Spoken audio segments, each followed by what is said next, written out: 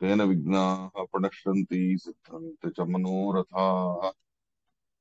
योऽन्तः प्रविश्य मम वाचमिमां प्रसुप्ताम् सञ्जीवयत्यखिलशक्तिधरस्वधाम्ना अन्यांश्च हस्तचरणश्रवणत्वगादीन् प्राणान्नमो भगवते पुरुषाय तुभ्यम्। उग्रं वीरं महाविष्णुं ज्वलन्तं सर्वतोमुखं नृसिंहं भीषणं भद्रं मृत्युं नमाम्यहम्। अभ्रमं भङ्गरहितम् अजडं विमलं सदा आनन्दतीर्थमतुलं भजे तापत्रयापहम्। नमोऽस्तु तात्विका देवाः विष्णुभक्तिपरायणाः धर्ममार्गे प्रेरयन्तु भवन्तः सर्व एव हि। यस्य वाक्कामधेनुर्नः कामितार्थान् प्रयच्छति सेवेताम् कामबाणच्छिदं सदा सुखेन शान्त्यादिषु वाङ्मयेषु व्यासेन धैर्ये मुदिनोपमेये मनोजलित्यां मनसा विभत्य रघुत्तमाख्यं सुगुं नमामि। पूज्याय राघवेन्द्राय सत्यधर्मताय च भजितां कल्पवृक्षाय नमतां कामधेनवे दुर्वादिध्वान्तरवये वैष्णवेन्दीवरेन्दवे श्रीराघवेन्द्र गुरवे नमो अत्यन्तदयालवे। सत्यधीरग्राब्जोत्तः ज्ञानवैराग्यसागरः सत्यज्ञानख्यतरणिः स्वान्तध्वान्तं विकृन्ततु आरूढः सहसा इतीन्द्रपदवीं गत्वा च वाराणसीम् तत्रत्यान् गुमुतप्रचारनिरतान् अद्वैति दिग्धन्तिरः प्रौढार्थै वचनैः सुयुक्तिखचितैः सम्भीषयन् मोदयन् सत्यध्यानसुकेसरी विजयते पादाश्रितश्रीपतेः तत्ताभिघ्नकराब्जोत्थान् पञ्चाशद्वर्षपूजकान् सत्यप्रमोदतीर्थार्य नौमिन्याय सुधारतान् बन्धुस्त्वं गुरुष्टदैवतमिति त्वत्पादपङ्कीरुहम् प्राप्तं मां परिपालयेति सततं याचेनिबद्धाञ्जलिः चित्तं मद्गुणदोषचिन्तनविधौ नङ्मनङ्मा कृथाः श्रीसत्यात्मगुरो त्वदङ्घ्रियुगलं हित्वा न मे सद्गतिः वेदेशमुनिसत्पाद सेवा सम्प्राप्तवैभवान् यादवार्यान्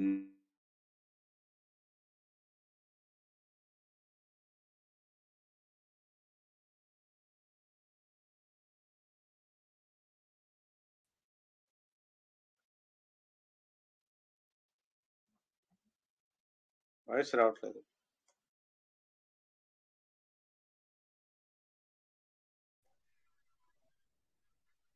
కెమెరా స్టిల్ అయిందండి.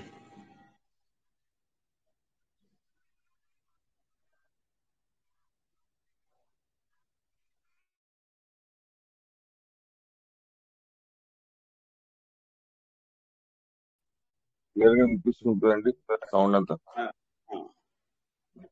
Net problem. ఇప్పుడు నేను వైఫై కనెక్ట్ చేశాను సరిపోయిందిగా. సరిపోయింది. ఏదైనా ఉంటే చెప్పండి, అడ్జస్ట్మెంట్ ఏదైనా ఉంటే కెమెరా లాంటిది ఏదైనా చెప్పండి.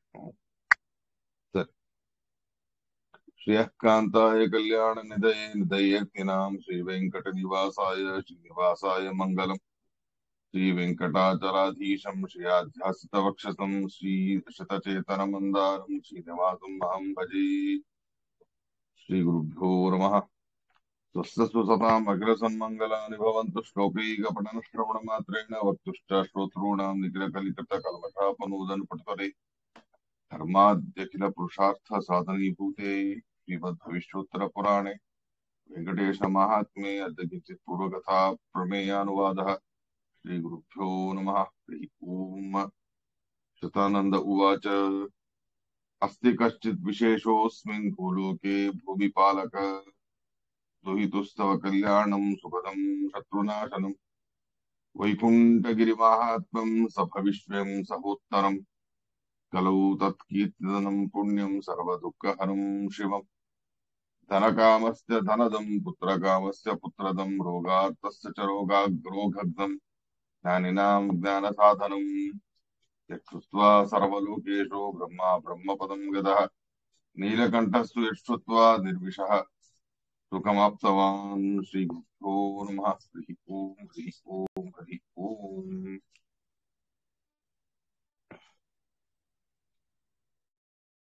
జ్ఞానులకు సమ్మతము కానటువంటి ఆలోచనని జనక మహారాజు గారు చేశారు.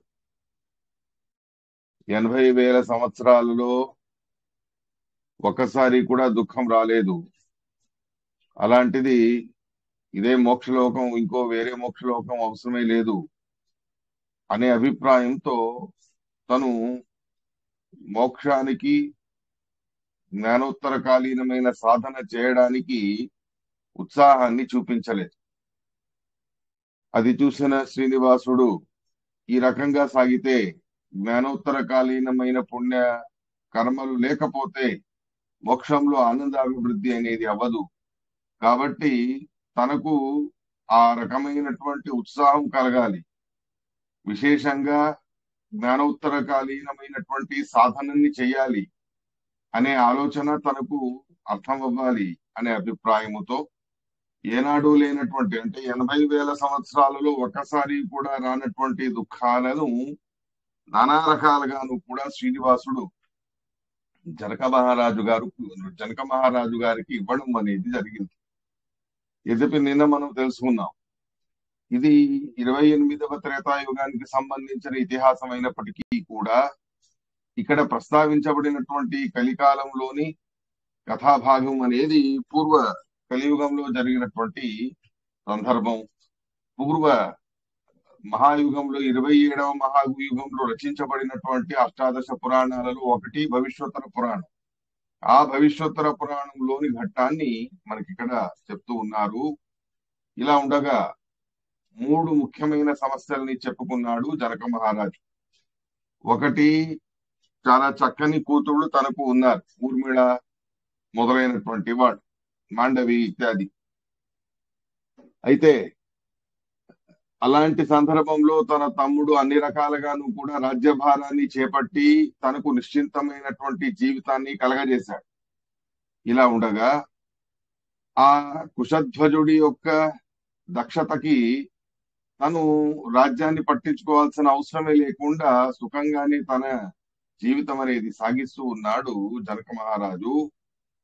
అయితే కష్టాల పర్వతాలని పడేట్టు చేయడానికి మొట్టమొదలుగా ఏ తమ్ముడి మీద ఇంతటి ప్రేమ అభిమానం అనేది ఉండేదో, దక్షుడైనటువంటి ఏ తమ్ముడు ఉన్నాడో తను మరణం అనేది పొందేట్టు చేశాడు. ఆయుష్ కూడా తీరి ఉండడం వలన అదొకటి నిమిత్తమైంది. ఆ కుశధ్వజుడి భార్య సాగమనం అనేది చేశారు. తనకి 3 కూతుళ్ళు, ఊర్మిళ, మాండవి మొదలైనటువంటి వాళ్ళు. అలాంటి మహా త్రిలోక సుందర వనితలైనటువంటి ఆ 3 అమ్మాయిలను ఎప్పుడు అపహరణ చేసుకొని వెళ్ళాలా అని మహా శత్రువులైనటువంటి రాక్షసులైనటువంటి రావణాసురుడు, ఇంద్రజిత మొదలైనటువంటి వాళ్ళందరూ కూడా విదేహ నగరానికి వచ్చి రావడం, పోవడం, వస్తూ వెళ్ళడం, ప్రాతకాలంలో ఒకసారి, రాత్రిపూట ఒకసారి ఇలా వచ్చి వెళ్ళడం అనేది జరుగుతూ ఉన్నది. ఇలా ఉన్నప్పుడు రాజ్యాన్ని నేను ప్రయత్నపూర్వకంగా సమర్థవంతంగా రాజ్యం సుభిక్షగా ఉండడానికి నా వంతు ప్రయత్నం లేకుండానే తనకు తనే ఆ రాజ్యం సుభిక్షగా ఉండాలి, నా కూతుళ్లకు యోగ్యమైనటువంటి వరులు కావాలి. ఇది మొదటిది.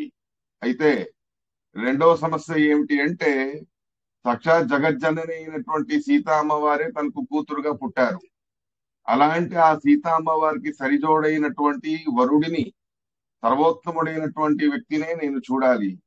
అలాంటి సర్వోత్తముడైనటువంటి వ్యక్తి నాకు వరుడు అవ్వాలి, నాకు అల్లుడు అవ్వాలి, నా కూతురికి వరుడు అవ్వాలి.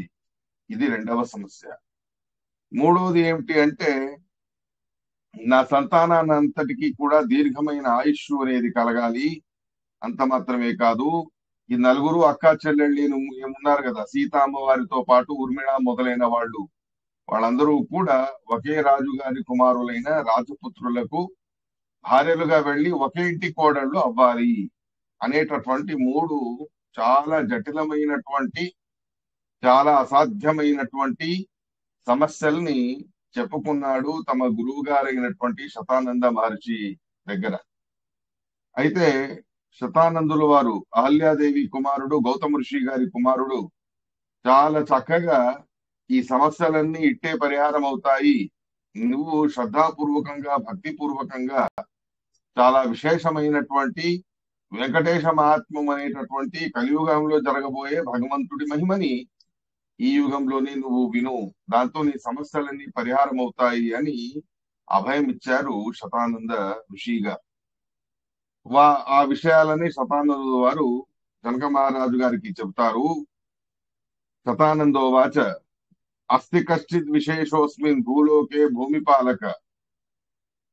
ఈ భూలోకంలో ఒక విశేషమైనటువంటి సమగ్రమైనటువంటి భూమండలంలోనే ఒక విశేషమైనటువంటి ఒక వస్తువు, ఆ విశేషమైనటువంటి ఒక కర్మ, దాన్ని ఆచరణ చేయడం వలన నీ శత్రువులందరూ వినాశమైపోతారు, నీ కూతుళ్ళందరూ కూడా నువ్వు అనుకున్న ప్రకారంగానే ఏకదేశాధిపతి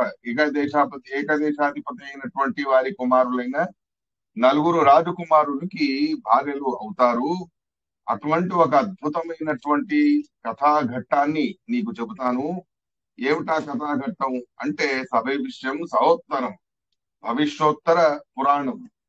భవిష్యత్తు కాలం, ఆ భవిష్యత్తు కాలంలో చెప్పబడేటటువంటి పురాణమే కాకుండా భవిష్యత్తును దాటి మరి ఉత్తర కాలం ఏదైతే ఉందో అలాంటి భవిష్యోత్తర కాలం అంటే చాలా ముందు జరగబోయేటటువంటి ఘట్టాలన్నిటినీ కూడా ఈ భవిష్యోత్తర పురాణంలో ప్రస్తావన అనేది చేసి ఉన్నారు. భవిష్యోత్తర పురాణంలో కేవలం శ్రీనివాసుడి మహాత్మ్యం మాత్రమే కాదు, కలియుగంలో పుట్టబోయేటటువంటి శ్రీమద్ మధ్వాచార్యుల వారి అవతార ప్రస్తావనని కూడా మనకి ఇక్కడ చేసి ఉన్నారు. 2 మధ్వ జయంతి కూడా జరగబోతుంది, మధ్వ నవరాత్రులు కూడా అవును. శ్రీనివాసుడి కళ్యాణ ఘట్టం చెప్పాలి, శ్రీనివాసుడి కళ్యాణ ఘట్ట నిమిత్తకంగా శ్రీనివాసుడి మహిమా నవరాత్రులు కూడా అవును. ఈ రకంగా అమ్మవారి మహిమ కూడా ఈ సందర్భంలో విశేషంగా చెప్పబడుతుంది. కాబట్టి పద్మావతి అమ్మవారి మహిమని కూడా కలిపి మనం వినేటటువంటి సందర్భం. మొత్తానికి ప్రత్యేకంగానే భవిష్యోత్తర పురాణాన్ని మనం వినాలి. ఆ భవిష్యోత్తర పురాణంలో ఎన్నో వ్రతాల గురించి ప్రస్తావన చేశారు. స్వయం శ్రీమన్ మధ్వాచార్యుల వారి యొక్క అవతార విశేషాన్ని కూడా ప్రస్తావన చేసి చెప్పి ఉన్నారు.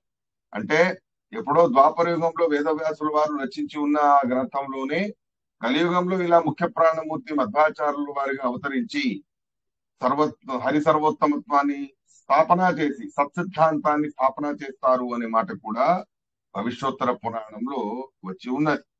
అలాంటి అద్భుతమైనటువంటి భవిష్యోత్తర పురాణంలోని ఒక ఘట్టం వైకుంఠగిరి మహాత్మ్యం సభవిష్యం సహోత్తరం.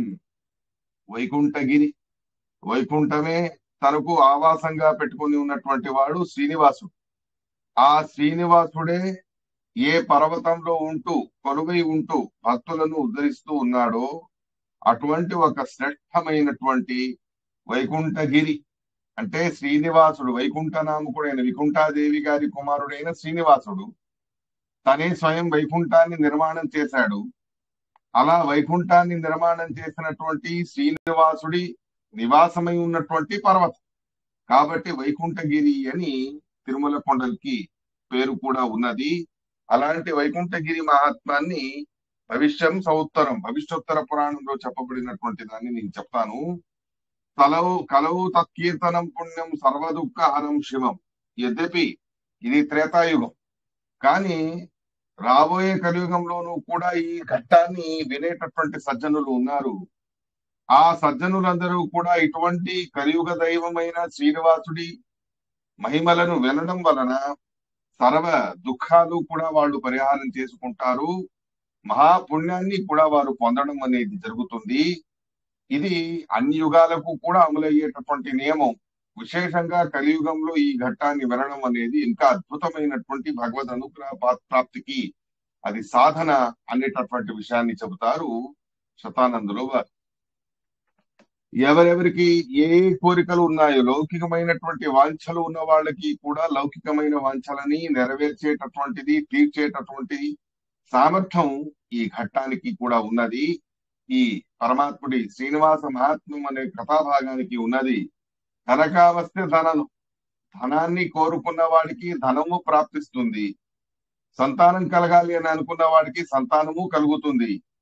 రోగాలతో పీడించబడినటువంటి వాళ్ళు ఎవరైతే ఉన్నారో అలాంటి వాళ్ళు ఈ శ్రీనివాస కళ్యాణ ఘట్టాన్ని వినడం వలన రోగ పరిహారం అనేది కూడా అవుతుంది.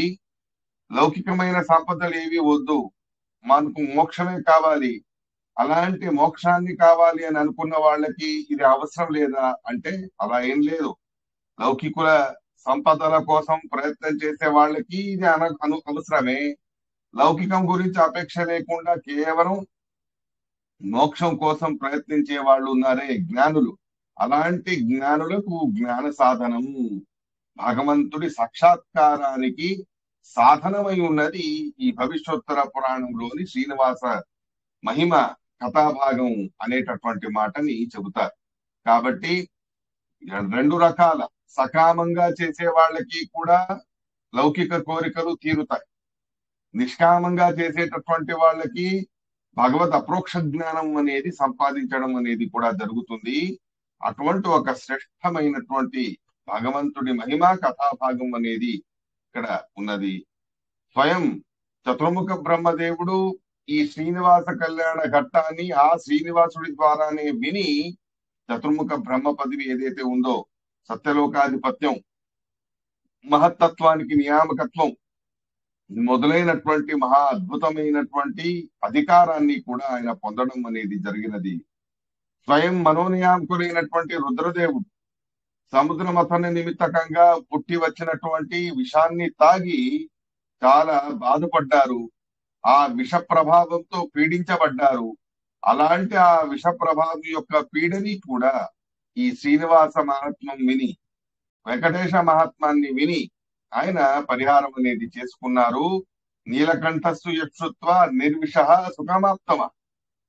ఈ విషయాన్ని మహాభారతంలోనూ కూడా వస్తుంది, భాగవతంలోనూ కూడా వస్తుంది, పద్మపురాణంలో స్పష్టంగానూ కూడా ఉంది. మహాభారత తాత్పర్య నిర్ణయంలో ఆచార్యుల వారైతే స్పష్టంగా నిర్ణయమే చేసి ఇచ్చి ఉన్నారు. విష బాధని తట్టుకోలేకని మూర్ఛపోయే స్థితి వచ్చింది రుద్రదేవుడికి. అలాంటి మూర్ఛపోయినటువంటి రుద్రదేవుని స్పృశించి మరీ సేద తీరేట్టు చేశాడు శ్రీనివాసుడు. అంత మాత్రమే కాదు, ఈ విషబాధ పరిహారం అవ్వడానికి శ్రీనివాస మహాత్మాన్ని నువ్వు విను అని ఉపదేశం చేయగా, ఆ శ్రీనివాస మహాత్మాన్ని విని మరి వెంకటేశ మహాత్మాన్ని విని మరి తాను ఆ విషబాధ అనేది ఉంది కదా, దాని పరిహారం అనేది చేసుకున్నారు రుద్రదేవుడు. ఇంద్రదేవుడికి ఈ కథాభాగాన్ని శ్రవణం చేయడం వలన స్వర్గలోకాధిపత్యం అనేది ప్రాప్తించింది. నానా విధాలుగా దేవతలు, లోకపాలకులు అనే ఉండేటటువంటి దేవతలు వాళ్ళందరూ ఈ కథాశ్రవణాన్ని చేయడం వలన అద్భుతమైనటువంటి తమ తమ పరిధిలో ఉండే ఆధిపత్యాన్ని, తమ తమ తత్వాలకు నియామకత్వాన్ని వారు సాధించడం అనేది జరిగినది.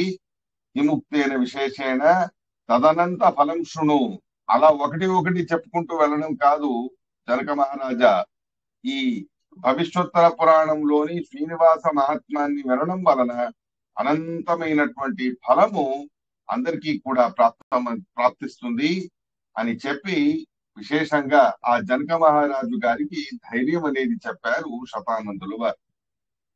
అలాంటి అద్భుతమైనటువంటి కథాభాగం ఉంది. కథని వినడం పెద్ద సమస్య కాదు, శ్రవణం చేయడం సులభం. అలా అనాయాసంగా మన ఇళ్లలోనే మనం వింటూ ఇంతటి మహాపుణ్యాన్ని మనం సాధించగలము అంటే ఎందుకు వదులుకుంటాం చెప్పండి. అలాగే జనక మహారాజు గారు కూడా ఆనాడు శతానందుల వారు చెప్పేటటువంటి ఈ కథాభాగాన్ని ఎంతో శ్రద్ధాభక్తితో విని మరి తన సమస్యలన్నీ కూడా పరిహారం అనేది చేసుకున్నారు. అలాంటి పెద్ద పెద్ద దేవతల లాంటి దేవతలు కూడా శ్రవణం చేసినటువంటి పుణ్యకరమైన కథాభాగం ఈ శ్రీనివాస మహాత్మ్యము.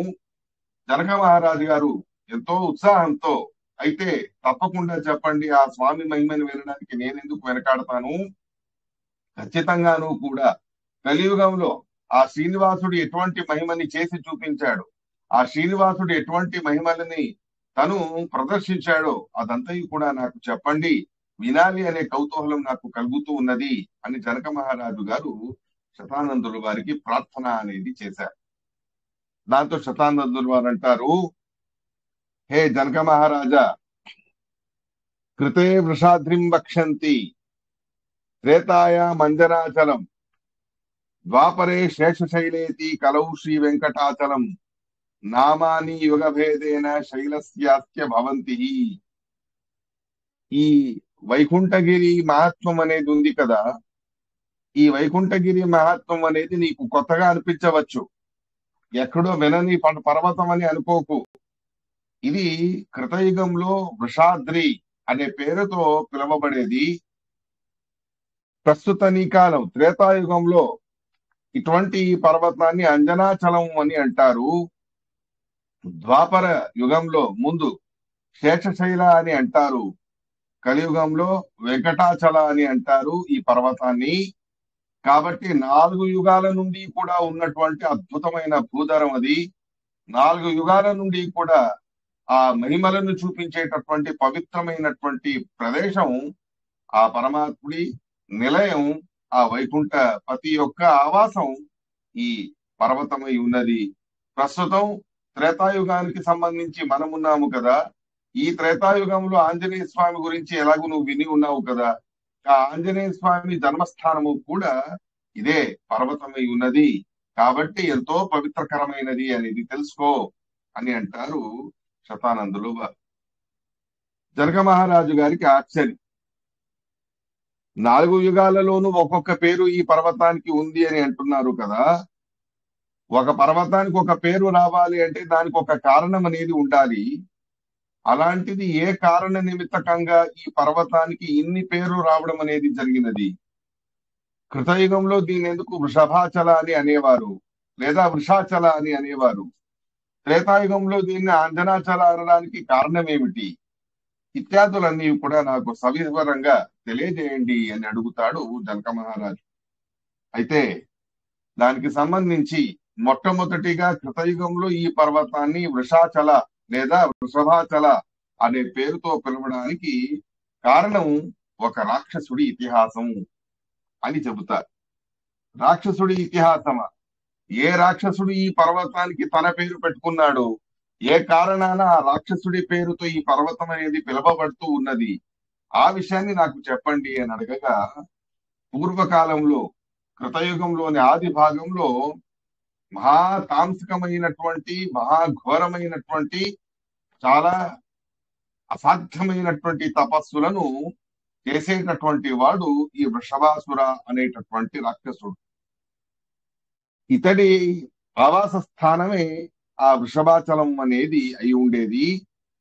ఏ వెంకటగిరి లేదా వైకుంఠగిరి అని నేను చెప్పానో ఆ పర్వత ప్రాంతమే తనకు రాజ్యం. మహాశ్రేష్టమైనటువంటి పవిత్రమైనటువంటి ప్రాంతం అని చెప్పి ఎందరో మహానుభావులు తపస్సంపన్నులు అక్కడ తపస్సు చేసుకుంటూ తమ ఆత్మోద్ధారాన్ని పొందుతూ ఉండగా, ఈ రాక్షసుడికి ఆ రాక్షసుల స్వభావానికి అనుగుణంగా ఆ తాపస శిరోమణులందరినీ కూడా పీడించడం అనేది చేసేటటువంటి ఒక దుష్కర్మని ఆరంభం చేశాడు. అలాంటి ఆ సందర్భంతో చాలా బాధపడినటువంటి ఆ ఋషులు మునులు మొదలైన వాళ్ళందరూ కూడా అదే పర్వతంలో అదృశ్య రూపంతో ఉండేటటువంటి భగవంతుడిని శ్రీనివాసుడిని ప్రార్థన అనేది చేస్తారు. శ్రీనివాసం ఋషికేశం భక్తానాం అభయంకరం తుష్టూర్ రష్టమనస సష్టానం సర్వచేతస.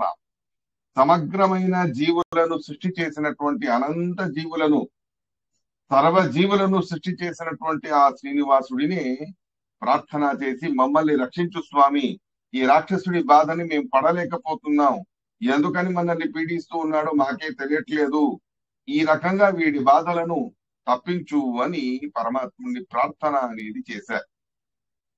అయితే ఆ ఋషుల ఎదురుగా ప్రత్యక్ష దర్శనాన్ని ఇచ్చాడు పరమాత్మ. ఆ ప్రత్యక్ష దర్శనాన్ని ఇవ్వడం మాత్రమే కాదు, మీ సమస్య ఏమిటో చెప్పండి, దానికి పరిహారాన్ని కూడా నేను చేసి చూపిస్తాను అని అంటాడు పరమాత్మ శ్రీనివాసు. అయితే ఆ ఋషులు మునులు మొదలైన వాళ్ళందరూ కూడా అంటారు, స్వామి వేరే బాధ ఏం చెప్పాలి, మమ్మల్ని పీడించాలి అనే దుర్బుద్ధి కలిగే వాళ్లే ఆ రాక్షసుడు. ఇలా ఉండగా ఇక్కడ భయంకరమైనటువంటి ఒక రాక్షసుడు ఉన్నాడు, వృషభాసుర అని వాడి పేరు. ఎల్లవెడలా క్రూరపు స్వభావం కలిగిన వాడై మామూలుగా మేము మా అంతటి మేము తపస్సు చేసుకుంటూ ఉండగా వాడి జోలికి వెళ్లకుండా మా ప్రాంతాలలో అంతటి మేమే తపస్సులు చేసుకుంటూ ఉంటే కావాలని వచ్చి మా తపస్సులు అన్ని కూడా భంగం అనేది చేస్తూ ఉన్నాడు. వాడు ఉన్నంత వరకు కూడా మేము ప్రశాంతంగా తపస్సు అనేది చేయలేకపోతున్నాము. ఈ పరిస్థితి అనేది మాకు కలిగి ఉన్నది. అలాంటి ఆ రాక్షసుడి నుండి నన్ను కాపాడు స్వామి, మమ్మల్ని అందరినీ కాపాడు స్వామి అని ప్రార్థన చేస్తారు ఆ ఋషులు మునులు. తస్మాద్రక్ష శరాతీత భయ ద్రాక్షస కల్పిత బాణమిత్యుక్తవాన్ కృష్ణో దుష్టమభ్యద్రవత్ వృషా. తస్మాద్రక్ష క్షరాతీత, క్షరాక్షర పురుష. మనకు పురుషోత్తమ యోగం 15వ భగవద్గీత అధ్యాయంలో మనకు చెప్పి ఉన్నారు కదా. అలా ఏ కారణాన క్షర పురుషులను కూడా నేను దాటి ఉన్నాను, ఏ కారణాన అక్షర పురుషులైన లక్ష్మీదేవిని కూడా మీరి ఉన్నాను నేను, కాబట్టి నన్ను పురుషోత్తమ అని అంటారు అనే ఏ తత్వం ఉంది కదా. ఆ తత్వాన్ని ఆ ఋషులు మునులు కూడా సమ్మతించి మరి ఆ భావంతోనే ప్రార్థన అనేది చేస్తారు. క్షరాతీత, క్షరాక్షర పురుషుల కంటేను కూడా అతీతుడైన వాడి, క్షరాక్షర పురుషుల కంటేను కూడా సర్వోత్తముడైనటువంటి వాడివి నువ్వు. అలాంటి నువ్వు మమ్మల్ని రక్షించు స్వామి అని భగవద్గీతలో ఏ మాట చెప్పి ఉన్నారో దాన్నే మనకు మునులు ఋషులు కూడా ఈ ప్రసంగంలో తెలియజేస్తూ ఉన్నారు. అలాంటి ఆ ఋషుల మునుల ప్రార్థనని విన్న వెంటనే చాలా కోపంగా పరమాత్ముడు ఆ రాక్షసుని సంహారం చెయ్యాలి అని గరుడారూఢుడై బయలుదేరాడు. ఇదేంటిది, పరమాత్ముడికి కోపం లేదు అంటారు కదా. భగవద్గీతలో కామయేష క్రోధయేష రజోగుణ సముద్భవ అని చెప్పి ఉన్నారు. ఘోరమైనటువంటి క్రోధం ఇది రజోగుణం యొక్క కార్యం. అయితే పరమాత్మ త్రిగుణాతీతుడైన వాడు. సత్వరజ తమో గుణాల యొక్క ప్రభావం పరమాత్ముడి మీద లేదు. అయితే ఆ గుణాలకు నియామకుడే ఉన్నాడు. ఆ గుణాల వలన మనమందరినీ బంధించబడతాము, మనల్ని బంధించి ఉన్నాడు, అదంతా సరి. కానీ క్రోధం అనేది రజోగుణం యొక్క కార్యం. మనలో రజోగుణం పెరిగే కొద్దీ కోపం అనేది పెరుగుతూ వెళుతుంది. అలాంటి ఆ ఘోరమైనటువంటి రజోగుణం అనేది పరమాత్ముడిలో రావడానికి అవకాశమే లేదు. త్రిగుణాతీతుడైనటువంటి వాడు. అలాంటి ఆ పరమాత్ముడికి కోపమైన ఎందుకు వచ్చింది ఇక్కడ అని అడిగితే, పరమాత్ముడికి మనలాగా తాపకరమైనటువంటి కోపం అనేది కాదు, ప్రతీప బుద్ధి అని యాదవారుల వారు భాగవత వ్యాఖ్యానంలో ఒక సందర్భంలో చెబుతారు. భగవంతుడు ఒకరిని ప్రతీపం, ఒకరికి విరుద్ధంగా నడుచుకోవాలి, వాడిని దండించాలి అని ఆలోచించుకుంటాడు కదా. ఆ దండించే ఆలోచన మాత్రాన్నే క్రోధం అని అంటారే తప్ప సంతాపజనకమైనటువంటి క్రోధం పరమాత్ముడికి లేదు. మనకు బీపీ లాంటివన్నీ పెరిగిపోతాయి, సంతాపజనకమైనటువంటి క్రోధం మనది. కానీ భగవంతుడిది అలా కాదు. కేవలం ప్రతిభ బుద్ధి, ఆ దుష్టుడిని దమనం చెయ్యాలి అనే ఆలోచన, దాన్ని మాత్రమే క్రోధం అని అంటారు. ఆ విషయాన్ని మనం ఇక్కడ తెలుసుకోవాలి. అలా ఆ రాక్షసుడితో యుద్ధానికి వెళ్ళాడు పరమాత్మ. వాడు సామాన్యమైనటువంటి వాడు కాదు, వాడు మహాపరాక్రమైనటువంటి రాక్షసుడే. వాడి తపస్సు స్థానం అనేది కూడా ఆ క్షేత్రంలోనే ఉన్నది. ఎక్కడ వాడు తపస్సు చేసుకుంటూ ఉండేవాడు అంటే తుంబురు సన్యకే. తుంబురు మహర్షి గారి యొక్క ఉద్ధారం ఎక్కడైతే జరిగిందో అటువంటి తుంబురు తీర్థంలోనే వాడు ఆవాసమై ఉంటూ అక్కడ తపస్సు చేస్తూ పరమాత్ముడి ఆరాధనని చేస్తూ ఉన్నాడు ఈ రాక్షసుడు. తుంబురు తీర్థం అనే క్షేత్రంలో, ఆ తిరుమల కొండలో తుంబురు తీర్థం అనేది ఇప్పటికీ కూడా ఉంది. కానీ వెళ్ళడం అనేది చాలా కష్టం. కొండలు అలా వాలుగా ఉంటాయి, జాగ్రత్తగా అడుగు వేసుకుంటూ మెల్లగా వెళ్ళాలి తప్ప అలా మామూలుగా తుంబురు తీర్థానికి సులభంగా వెళ్ళడానికి కుదరదు. అలాంటి తుంబురు మహర్షి గారు ఒక సందర్భంలో ప్రాచీన బరిహి గారిని స్తోత్రం చేసి, వారి యొక్క స్తుతిని చేసి, ఆయన వలన దక్షిణాదులు బాగా పొంది అద్భుతమైనటువంటి బంగారంతో చేసిన వీణ, వజ్ర వైడూర్యాలు పొదగబడినటువంటి వీణని తనకు కానుకగా ఇస్తాడు ఆ ప్రాచీన బరిహి. అటువంటి ఆ వీణని తీసుకొచ్చి తుంబురు ఋషి గారు, గంధర్వుడు, నారదుల వారి స్నేహితుడు, నారదుల వారి ఎదురుగా వచ్చి ఆ వీణని చూపించాడు. ఏంటిది ఇంత దగదగగా మెరిసిపోతూ ఉన్నది, ఇది వరకు నీ దగ్గర బంగారపు వీణ లేదు, ఈ వీణైనా ఎలా వచ్చిందా అని నారదుల వారు అడిగితే, ప్రాచీన వరిని నేను స్తోత్రం చేశాను, అతడిని పొగడాను, దాంతో అతడు ప్రసన్నుడి నాకు ఈ కానుక ఇచ్చాడు అని చెబుతారు తుంబురు. దాంతో కోపగించిన నారద మహర్షి, ఏ నాలిక శ్రీమన్నారాయణుని స్తుతించడానికి మనకు ఇచ్చి ఉన్నాడో, ఏ నాలికతో నరహరిని మనం స్తుతించాలో అటువంటి నాలికతో నరుణ్ణి స్తుతించి వచ్చావా నువ్వు? అయితే నువ్వు ఇక్కడ ఉండడానికి అర్హుడివి కావు. చాలా పెద్ద పొరపాటు చేశావు, ఘోరమైనటువంటి అనర్థం చేశావు. ఎటువంటి నాలికతో పరమాత్ముని స్తోత్రం చెయ్యాలో దానికి బదులుగా నువ్వు ఒక సామాన్యమైన మానవుడిని, క్షరపురుషుని స్తుతించి వచ్చావు కాబట్టి నీకు ఇదే పెద్ద తప్పు చేసినందుకు, ఈ ఘోరమైనటువంటి పాపం చేసినందుకు ఈ క్షణమే ఆ పాప ప్రభావానికి అనుగుణంగా నువ్వు భూలోకంలో పడి ఆ తపస్సు చేసి ఆ పాపాన్ని ప్రాశ్చిత్త పూర్వకంగా పరిహారం చేసుకో అని నారద మహర్షి గారు చెబుతారు. చూడండి ఎలా ఉందో. ఏ శరీరం భగవంతుడి కైంకర్యాలకి మనకు ఉపయోగించుకోవాలో అలాంటి ఆ శరీరాన్ని ఇచ్చిన వాడే పరమాత్మ. అలాంటిది పరమాత్ముడికి బదులుగా ఎవరో మామూలుగా మనుషులను సేవించడంలో మన శరీరాన్ని వ్యర్థం చేసుకుంటున్నాం. అది ఏదో జీవనోపాయం అని అనుకుంటారు కానీ అది కేవలం జీవనోపాయం మాత్రమే కాదు, అది మహాపాపం అనేది కూడా మనం అర్థం చేసుకోవాలి. ఎటువంటి ఆ శరీరంతో, ఏ పాంచభౌతికమైన శరీరంతో శ్రీమన్నారాయణుడిని మనం యథావిధిగా స్తుతించాలో, సేవించాలో అలాంటి ఆ పరమాత్ముడి సేవలు చేయడానికి బదులుగా మన సేవల్ని మనం చేసుకుంటాం, మన వాళ్ళ సేవల్ని మనం చేసుకుంటాం. అది ఒక పాపం అనేది అర్థం చేసుకోవాలి. అనివార్యంగా మనం చేస్తామని చెప్పి దానికి శిక్ష ఉండదు అని అనుకోకండి, దానికి ప్రాశ్చిత్తం అనేది కూడా చేసుకోవాలి. తుంబురు గారు ఎప్పుడు కూడా నరులను, మానవులను స్తుతించిన వారే కాదు, అదేదో అసురావేశ నిమిత్తకంగా ఒక్కసారి స్తుతించారు. అంత మాత్రానికేనే ఇంతటి ఘోరమైనటువంటి అనర్థాన్ని, దేవలోకం నుండి భూలోకంలో పడిపోయే అనర్థాన్ని ఆయన పొందడం అనేది జరిగినది. మహాపాపం లాంటి పాపమే అప్రోక్ష జ్ఞాని అయిన తుంబురుడికి ప్రాప్తించింది అంటే ఇక మనలాంటి వాళ్ళ పాలేంటి? ఎవరెవరినో స్తుతిస్తారు, ఎవరెవరినో పొగుడుతారు. నీ నర నీచ స్తుత్వ ఉదర భరణ సక్త హృదయో అని సత్యసంధ తీర్థుల వారు విష్ణు స్థితిలో, యద్యపి వారు మహానుభావులు ఏనాడు ఆ పని చేయలేదు, మన కోసం పరమాత్ముడి ఎదురుగా ప్రార్థన అనేది చేస్తారు.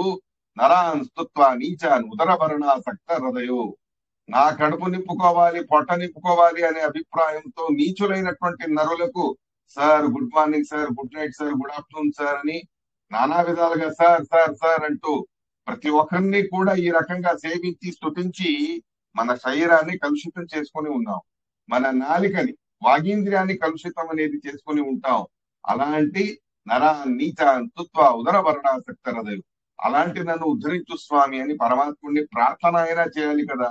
అది కూడా చేయకుండా మన పాటలు అని చెప్తూ జీవనం నడపాలని చెప్పి భగవంతుడు కానిటువంటి వాడు, మనకంటే అధములైనటువంటి వాళ్ళు, అన్ని రకాల అరువులైనటువంటి వాళ్ళు కారు, అలాంటి వాళ్ళని నానా రకాలుగా సార్ సార్ సార్ అంటే అది సరైనటువంటిది కాదు. సార్ అనే శబ్దానికి ఏదో అంటారు, నువ్వు నాకు స్వామివి, నేను నీకు దాసుణ్ణి అనే భావన ఆ సార్ అనే శబ్దానికి ఉంది అని ఎక్కడో చెప్తూ ఉంటారు. సార్ అని అందరినీ పిలుస్తా, కానీ సార్ అని అంటే నువ్వు స్వామివి, నేను దాసుణ్ణి, దాసుడైన వాడు స్వామిని సార్ అని అంటాడు. అలా మన మమస్వామి హరినిత్యం సర్వస్య పతిరేవత అనే మాట మధ్వాచార్యులు వారు చెప్పి ఉన్నారు. మనకందరికీ స్వామి అయినటువంటి వాడు భగవంతుడు, ఆయననే సార్ అని అనాలి. అలాంటిది ఎవరు భగవంతుడు కాదో, ఎవరు అధములో వాళ్ళని మనం సార్ సార్ స్వామి స్వామి స్వామి అంటే ఎలా? మనకంటే జ్ఞానభక్తి వైరాగ్యాలలో ఉత్తమమైనటువంటి వాళ్ళు, మనకు గురుస్థానంలో ఉన్నటువంటి వాళ్ళు, తల్లిదండ్రులు, గురువులు మొదలైనటువంటి వాళ్ళని స్వామి స్వామి అని అంటే తప్పులేదు. కానీ మనకంటే అధములను మనం స్వామి స్వామి అనుకుంటూనే వ్యవహారం అనేది చేస్తాం. అలాంటిది మహాపాపానికి కారకం అనే మాట తుంబురు గారి చరిత్రతోనే మనం తెలుసుకుంటాం. ఏ నాలికతో మమస్వామి హరినిత్యం సర్వస్య పతిరేవచ దాసోహం తవ దాసోహం వాసుదేవ విగతాగ సగ్గ తవ దాసోహం తవ దాసోహం అని భగవంతుడిని మనం స్తుతించాలి. అటువంటిది ఆ నాలికతో ఎవరో అల్పుడిని నీకు నేను దాసుడిని, నీకు నేను దాసుడిని అని చెప్పుకుంటూ వెళ్తే దానికంటే మహాపాపం మరొకటి లేదు. దానికి ప్రాచ్యత రూపంగాను కూడా ఇలాంటి కథాశ్రవణాల్ని మనం చెయ్యాలి. ఆ వృషభాసురుడు వాడు మహారాక్షసుడే, కానీ మహావిష్ణు భక్తుడు కూడా అవును. రెండు విరుద్ధమైన ధర్మాలు. సామాన్యంగా రాక్షసులలో విష్ణు భక్తి అనేది ఉండదు, అది అపురూపం, అరుదు కూడా. రాక్షసుడిగా పుట్టి విష్ణు భక్తి చేయడం అనేది చాలా అరుదుగా ఉండేటటువంటి సందర్భం. అలాంటిది వీడు మహారాక్షసుడే అయినప్పటికీ కూడా పరమ విష్ణు భక్తుడే ఉండేవాడు ఈ వృషభాసుర అనేటటువంటి రాక్షసుడు. తుంబురు అనబడే తీర్థంలో ఏ తుంబురు గారు తాము చేసిన తప్పుకి ప్రాశ్చిత్తం చేసుకోవడానికి ఈ ప్రదేశంలో తపస్సు చేశారు. ఆ కారణంతోనే ఆ తీర్థానికి తుంబురు తీర్థం అనే పేరు ప్రసిద్ధమైనది. అలాంటి ఆ తుంబురు తీర్థంలో తను ఉంటూ 3 పూటల స్నానం చేసేవాడు. స్నాత్వా త్రిశవణం, 3 పూటను కూడా స్నానం చేసి ఎంతో పుణ్యకరమైన స్పర్శ మాత్రంతోనే దేవతలందరూ కూడా మనల్ని స్పృశించాలి అనే ఆరాటంలో మన చేతుల్ని తాకడానికి ప్రయత్నం చేస్తారట. అలాంటి పవిత్రమైనటువంటి శాలిగ్రామ శిల, దాన్ని నిత్యం కూడా తను ఆరాధన అనేది చేసేవాడు ఈ వృషభాసురుడు. శాలిగ్రామ శిలాస్పర్శం యక్కుర్మంతి దినే దినే వాంఛంతీకర సంస్పర్శం తస్య దేవాసవాసం అని చెప్పిన ప్రకారంగా ఎవరు ప్రతినిత్యం శాలిగ్రామాలను స్పృశిస్తారో అలాంటి వారి చేతులను తాకడానికి ఉవ్విళ్ళూరుతూ ఉంటారట దేవతలందరూ కూడా. అలాంటి నిత్య సన్నిధానం ఎవరు పూజించినా, ఎక్కడ పెట్టినా, పూజించకపోయినా, అనిష్టమైన పదార్థాలలో పెట్టినా, అపవిత్రమైనటువంటి వస్తువుల్లో పెట్టినాను కూడా శాలిగ్రామ శిలలో ఏనాడు కూడా భగవంతుడి సన్నిధానం అనేది పోదు, తగ్గదు. అది విశేషం. ఒక రాయి అంత పవిత్రమైనటువంటిది. శ్రాద్ధాది ప్రక్రియలు జరిగేటప్పుడు శాలిగ్రామ శిలా సన్నిధౌ అని మరీ చెప్పుకుంటారు. నిత్యం కొలువై ఉంటారు లక్ష్మీనారాయణులు ఆ శాలిగ్రామంలో. మన ఇళ్లలో ఉండే శాలిగ్రామంలో నిత్యం, వైకుంఠంలో ఎలా లక్ష్మీనారాయణులు కొలువై ఉంటారో అలా మన ఇళ్లలో ఉండే శాలిగ్రామాల్లోనే నిత్యం కొలువై ఉంటారు లక్ష్మీనారాయణులు. ఆ విషయం తెలుసుకోకుండా అందరూ కూడా శాలిగ్రామ పూజని చేయడం అనేది అంత ఆసక్తితో చెయ్యరు. ఉన్న శాలిగ్రామాన్ని దేవాలయాలకు ఇచ్చేస్తారు, ఇంకేవేవో చేస్తారు. అది సరైనటువంటిది కాదు. ఎంతో దివ్యమైనటువంటి లక్ష్మీనారాయణుల నిత్య సన్నిధానం ఉన్నటువంటి ఆ శాలిగ్రామం అనేది ఏది ఉంది కదా, అది విశేషమైనటువంటి దివ్య సన్నిధానం అనేది పరమాత్ముడిది ఎప్పుడూ దాంట్లో ఉంటుంది. అలాంటిది నరసింహ శాలిగ్రామం అంటే ఇంకా మరి అద్భుతమైనటువంటి శాలిగ్రామం. నారసింహాత్మికాం దివ్య సకరాలాం అధోముఖ. ఆ నరసింహ శాలిగ్రామంలోనూ కూడా 2 రకాలుగా ఉన్నాయి. ఒకటి ఊర్ధ్వముఖం, ఒకటి అధోముఖం. శాలిగ్రామాన్ని చూస్తే అర్థమవుతుంది. శాలిగ్రామం, నరసింహ శాలిగ్రామం నోరు వెడల్పుగా ఉంటుంది. ఆ రంధ్రం ఉంటుంది కదా శాలిగ్రామానికి, అది వెడల్పుగా ఉంటుంది. కానీ వెడల్పుగా ఉన్నప్పుడు పైన మనకు ముఖం అనే రకంగా ఉంటుంది. అది శాంత శాలిగ్రామం. అధోముఖమైనటువంటిది కూడా నరసింహ శాలిగ్రామం ఉంది. శాలిగ్రామానికి కింది భాగంలో ముఖం అనేది ఉంటుంది, దాని వదనం రంధ్రం అనేది ఉంటుంది. అలాంటి అధోముఖానికి ఉండేటటువంటి అధోముఖంలో ఉండే శాలిగ్రామం, అధోముఖ నరసింహ శాలిగ్రామం ఉంది కదా, అది చాలా ఉగ్రమైనటువంటిది అని చెబుతారు.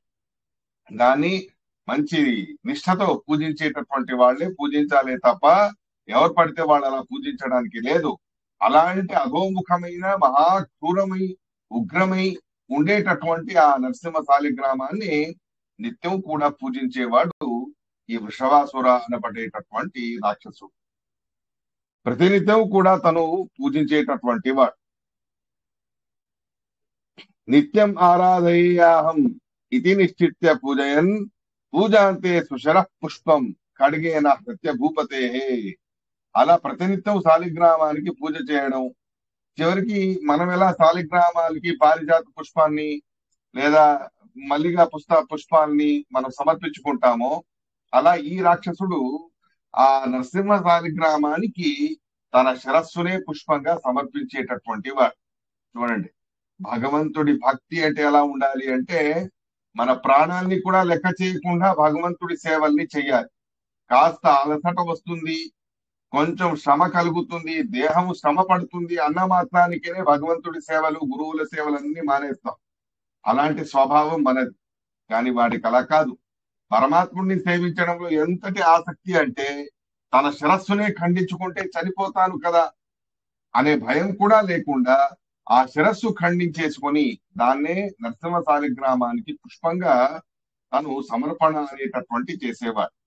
కానీ వాడి భక్తికి మెచ్చినటువంటి భగవంతుడు వాడి స్వభావానికి తగ్గట్టే వాడు పూజించాడు. రాక్షసులకు మాంసం అనేది విహితమై ఉంటుంది. అలాంటిది ఇంకెవరిదో తలకాయ ఎందుకు అని చెప్పి తన తలకాయని ఇచ్చేవాడు వృషభాసురుడు. అయితే నరసింహస్వామికి వాడి మీద ఎంత కరుణ అంటే, వాడి యొక్క తాంసికమైన తపస్సుకి కూడా అంతే సంతుష్టుడై వాడి శిరస్సుని మళ్ళీ తిరిగి అతుక్కునేట్టు అనుగ్రహం అనేది చేసేటటువంటి వాడు. ఇలా ఎన్ని రోజులు చేశాడు వృషభాసురుడు? ఒకసారి, 2 సార్లు. రావణాసురుడు మహానుభావుడు 10 సార్లు తలకాయ ఇచ్చాడండి, ఎవరిస్తారు చెప్పండి అని కొంతమంది పొగడేవాళ్ళు ఉన్నారు. రావణాసురుడు 10 సార్లు మాత్రమే తలకాయల్ని కోసుకున్నాడు. వాడు సకామ బుద్ధితో చేశాడు, భక్తితో కాదు.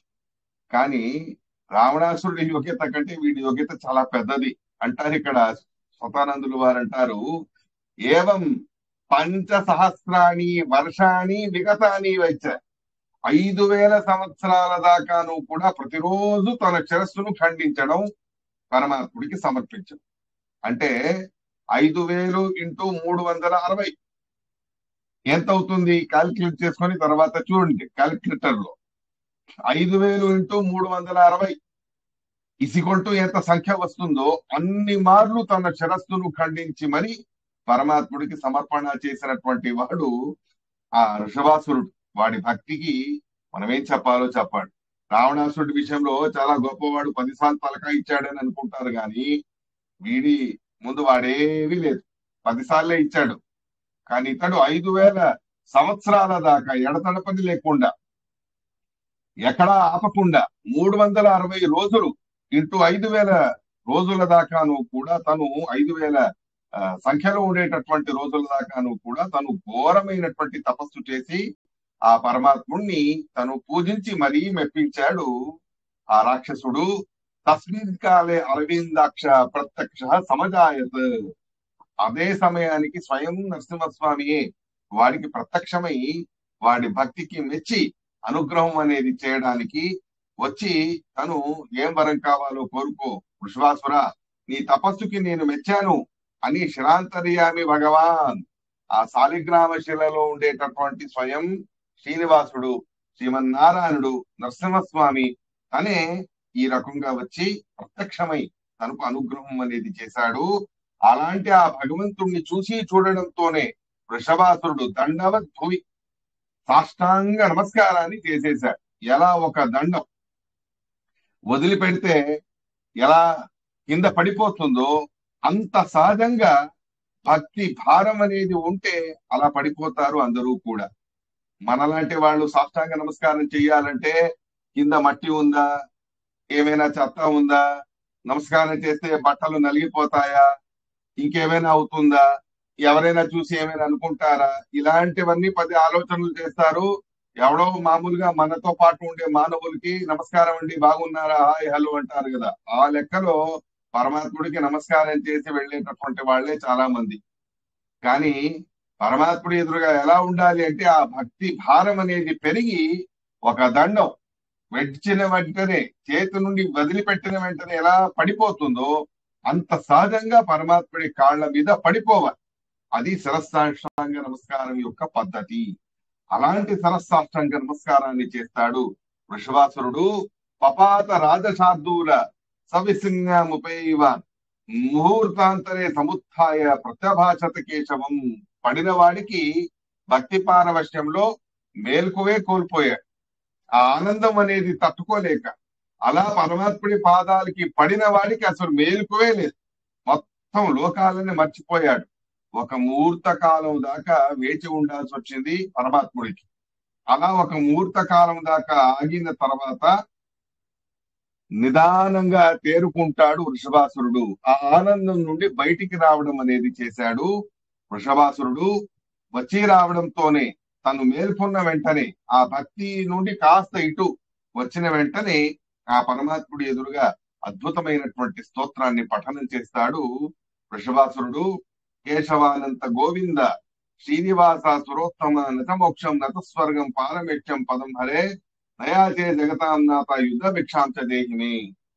హే శ్రీనివాస, హే కేశవ, బ్రహ్మరుద్రాది వంద్యుడైనటువంటి మహానుభావ పరమాత్మ శ్రీమన్నారాయణ, నువ్వు నాకు ఏ రకమైనటువంటి వరం అనేది ఇవ్వకు.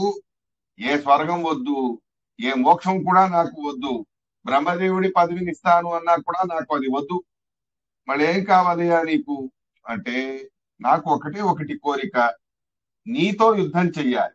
నీతో యుద్ధం చేసి నీ చేతిలో చావాలి. ఇది ఒకటే నాకు ఎప్పటి నుంచో నువ్వు కూడా యుద్ధం చేసే ఒక ఆశ అనేది ఉన్నది. ఏమిటయ్యా విచిత్రంగా ఉన్నావు?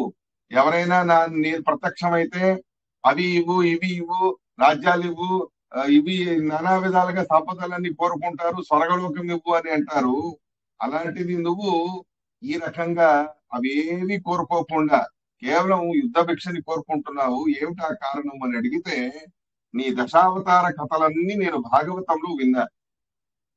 మత్స్య కూర్మ వరాహ నరసింహ వామన పరశురామ రామ యాదవ కృష్ణ బుద్ధ కల్కి అనబడేటటువంటి పరమాత్ముడి దశావతారాల పరాక్రమాలని నేను విని ఉన్నాను. అద్భుతమైనటువంటి నీ యుద్ధ కౌశల్యం, అద్భుతమైనటువంటి నీ పరాక్రమం, ఇదన్నీ కూడా నేను పురాణాల్లో ఎంతో శ్రద్ధగా విని ఉన్నాను. కానీ అటువంటి ఆ పరాక్రమాన్ని వినడం వేరు, దాన్ని అనుభవించడం వేరు. రెండిటికి వ్యత్యాసం ఉంది. అటువంటి ఆ పరాక్రమాన్ని నీతో యుద్ధం చేస్తే గాని నాకు అనుభవానికి అది రాదు. కాబట్టి నాకు నీతో పాటు యుద్ధం చేసే కోరిక ఉన్నది. దాన్ని కరుణించి అనుగ్రహం చేయి స్వామి అని ప్రార్థన చేస్తాడు వృషభాసురుడు. అద్యతం సత్యమాదత్వ విక్రమం పురుషోత్తమ అని అడిగిన వెంటనే పరమాత్ముడు మందహాసం చేశాడు. సరేలే, భక్తితో పాపం తపస్సు చేశావు, అలా ఉన్నప్పుడు నీ కోరిక నేనైనా ఎందుకు కాదంటాను. సరేలే, నీతో యుద్ధం చేసి నీకు ఆనందాన్ని కలగజేస్తాను అని చెప్పి ఆ పరమాత్మ తను యుద్ధానికి సిద్ధమయ్యాడు. శృత్వా తదుక్తవాన్ కృష్ణస్తథాస్త్విత్యరిమర్దయన్ తయోర్యుద్ధం అభూత్ వృషభ శ్రీనివాసయో. అలా పరమాత్ముడితో పాటు వృషభాసుడికి ఘోరమైనటువంటి సంగ్రామం అనేది జరిగినది. ఏదేది పరమాత్ముడు యుద్ధ విద్యలో చూపించాడో అవన్నీ చేసి చూపిస్తాడు వృషభాసురుడు. చూడండి ఎలా ఉందో. కృష్ణ పరమాత్ముడి అవతారంలో ఉంటూ ఎలాంటి పరాక్రమాన్ని చూపించాడో అటువంటి పరాక్రమాన్ని కూడా చూపిస్తాడు. కృష్ణ పరమాత్ముడు ఏ భంగిమలో యుద్ధం చేస్తాడో ఆ భంగిమలోనే యుద్ధం చేస్తాడు వృషభాసురుడు. అది అద్భుతం అనిపించింది దేవతలందరికీ కూడా. పరమాత్ముడికి సరిసాటిగా ఆ పరమాత్ముడు చూపించిన అన్ని యుద్ధ విద్యల్లోనూ కూడా సరిసాటిగా తను యుద్ధ కౌశల్యాన్ని చూపిస్తున్నాడంటే వీడు సామాన్యుడు కాదు, మహా గట్టివాడు అని అనుకున్నారు దేవతలందరూ కూడా. కానీ ఒకటి దేవతలకి తెలిసిన విషయమే, మనం అర్థం చేసుకోవాల్సింది ఏమిటి అంటే, పరమాత్ముడి యొక్క యుద్ధ కౌశల్యం ముందు ఎవరూ కూడా సరితూగదు. కానీ వీడేదో పాపం ఆశతో కోరుకుంటున్నాడు కాబట్టి వాడికి ఏదో సంతృప్తి ఉండాలిగా. మొత్తానికి నేను పరమాత్ముడికి గట్టిగానే యుద్ధం చేశాను పరమాత్ముడితో అని చెప్పి ఒక ఆనందం తనకు లభించాలి కదా. ఆ అభిప్రాయంతో, ఆ ఉద్దేశంతో పరమాత్ముడు వాడి యోగ్యతలో ఎన్ని యుద్ధ విద్యలు ఉన్నాయో, వాడి కౌశల్యంలో ఎన్ని యుద్ధ నీతులు ఉన్నాయో అవి మాత్రమే చూపించాడే తప్ప వాడి కౌశల్యాన్ని మీరినటువంటి కౌశల్యం పరమాత్ముడికి ఉంది. పరమాత్ముడికి సరితూగే వాళ్ళు ఎవరూ లేరు, ఏ విషయంలోనూ కూడా లేరు. కానీ వీడికి ఎంతటి యుద్ధ కౌశల్యం అనేది ఉందో అంతటి యుద్ధ కౌశల్యాన్ని మాత్రమే పరమాత్ముడు చూపించగా వాడు ఎంతో సంతోషం చెందాడు. అలా కాసేపు అలా అలా అలా యుద్ధం చేసి, ఇక నీ యుద్ధ కౌశల్యాలన్నీ అయిపోయాయి, నేను కొత్తది మొదలు పెట్టానంటే నీకు అర్థం కాదది. కాబట్టి నీకు తెలిసిన విద్యలే నీతో పాటు నేను యుద్ధం చేసి నీకు ఆనందాన్ని కలగజేశాను. ఇప్పుడు నిన్ను నేను సంహారం చేయాల్సిందే, కాబట్టి నువ్వు సంహారానికి సిద్ధమవు అని అంటాడు పరమాత్మ. ఇత్యుక్త దర్శయామాస గరుడం వికృతాకృతిం తత్రస్థం వాసుదేవం చ విశ్వరూపిణం అవ్యయం. అలా గరుడారూఢుడై విశ్వరూపాన్ని ధరించినటువంటి ఆ పరమాత్ముడు సహస్ర భుజములతో సహస్రాక్ష సహస్రపాత్ సవీర్యం సభూమిం అని చెప్తారు కదా, అలాంటి సహస్ర భుజములు, అనంతమైనటువంటి బాహువులు, అనంతమైనటువంటి ఆభరణాలు, అనంతమైనటువంటి ముఖ కమలములు, ఇలా అనంతమైనటువంటి రూపాలతో అర్జునుడికి చూపించినట్టు ఒక శ్రేష్టమైన అద్భుతమైనటువంటి ఆ విశ్వరూపాన్ని వృషభాసురుడికి స్వయం శ్రీమన్నారాయణుడు కృష్ణ పరమాత్మ తను చూపించాడు. అలాంటి ఆ పరమాత్మ అద్భుతమైనటువంటి ఆ విశ్వరూపాన్ని చూసి తనకు కూడా అలా చేయాలి అని అనిపించింది. తన్మాయం రాక్షసో దృష్ట్వా స్వయం చ గరుడం హరిం దర్శయన్ వ్యంజయామాస స్వమాయాం సురమోహిని నగ్నం చరస్త చరితం అతిక్రాంతం క్షమోప్యయం ప్రశంసన్ రాక్షసం వీరం సాధు సాధ్విత్య భాషత్. అలా పరమాత్ముడు ఎన్ని రూపాలు ధరించాడో వీడు కూడా తన మాయాశక్తితో ఒక గరుడుడి మీద కూర్చొని తను కూడా అలాంటి అద్భుతమైన రూపాన్ని చూపించాడు ఆ రాక్షసుడు. కానీ నేను చెప్పాగా, వాడిని మీరిన కౌశల్యం అనంతంగా పరమాత్ముడికి ఉంది. కానీ పరమాత్ముడు నక్తంచరస్త చరితం అతిక్రాంతం క్షమోప్యయం, వాడికి మీరి యుద్ధ కౌశల్యాన్ని చూపించవచ్చు, వాడికి మీరి అద్భుతాన్ని తను చూపించవచ్చు. కానీ అలాంటిదేది కూడా చేయకుండా కేవలం వాడి మీద వాత్సల్యంతో వాడి యోగ్యతలో ఎంత ఉందో అంతవరకు మాత్రమే యుద్ధ కౌశల్యాన్ని చూపించి మరి స్వయం భగవంతుడే ఆ రాక్షసుడిని స్తోత్రం చేశాడు, ప్రశంసిస్తాడు. ఏ రాక్షస, మహావీరుడివి నువ్వు, చాలా చక్కగా యుద్ధాన్ని చేశావు, నాకే నీ యుద్ధంతో ఎంతో సంతోషం అనేది కలిగినది అని ఎలా రుద్రదేవుడిని తన యుద్ధ కౌశల్యంతో అర్జునుడు సంతృప్తి పరిచాడు, అలా నన్ను నీ యుద్ధ కౌశల్యంతో సంతృప్తి పరిచావు వృషభాసుర. అయితే ఇప్పుడు ఆయుష్ తీరిపోయింది, ఆ ఋషుల మునుల యొక్క ప్రార్థనకి నేను సమాధానం ఇవ్వాలి. కాబట్టే ఈ క్షణమే నిన్ను నేను చక్రాయుధంతో సంహారం అనేది చేస్తాను, సంహారానికి సిద్ధమవు అని పరమాత్ముడు చక్రాయుధాన్ని ప్రయోగించడానికి సిద్ధమైపోయాడు. అది చూసిన వెంటనే సాష్టాంగ నమస్కారాన్ని మళ్ళీ చేశాడు ఆ ఋషభాసురుడు. మహా అద్భుతమైనటువంటి సౌభాగ్యం కరుణిస్తున్నావు స్వామి, చక్రపాణే నమస్తుభ్యం చక్రస్థ చరితం శృతం. నీ చేతిలో ఉండే సుదర్శన చక్రానికి ఉండే మహిమని నేను ఎంతో గొప్పగా విని ఉన్నాను. ఎటువంటి మహిమ అంటే అదంతా చెప్పేంత సమయం నాకు లేదు, నా ఆయుష్ తీరిపోయింది అనేది నాకు తెలుసు. కానీ నీ చేతిలో ఉండే సుదర్శన చక్రం కాదు, యచక్రేణ ప్రతప్తస్తు, ఆ సుదర్శన చక్రం అనేటటువంటి మోడల్, సుదర్శన చక్రం లాగా కనిపించేటటువంటి ఒక రాగియో బంగారంతోనో వెండితోనో చేసినటువంటి చక్రం.